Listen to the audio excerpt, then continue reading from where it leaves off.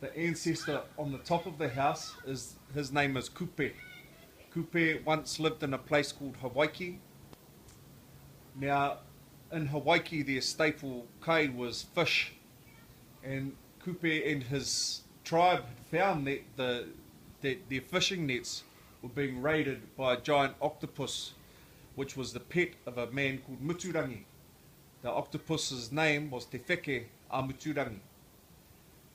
Him and his people got on a canoe with the intention to chase this wheke, this octopus, and kill it, so it would no longer raid their nets. They followed the octopus for a long, long way. Kupe's wife one day saw a big long white cloud and yelled out, "He ao, he ao, he ao te aroa." A cloud, a long white cloud. Hence the name Aotearoa was given to this land by Hine Aparangi, Kupe's wife. They got over to Aotearoa and caught up with the octopus in the Cook Strait, Te Moana o Raukawa. Kupe used his genius, his knowledge to attach some calabashes, throw them overboard to fool the octopus into thinking someone had jumped overboard.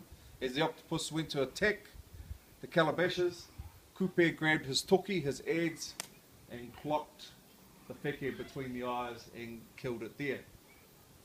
Kupe then travelled around New Zealand, and with the intention of returning back to Hawaii to inform his people about this wonderful new land that was full of resources and full of wonderful things that would make a great home for his descendants. Below Kupe is Toi Kairako. Toi Kairako also came from Hawaii and is the grandfather of Whātonga, who was one of the big chiefs of this area.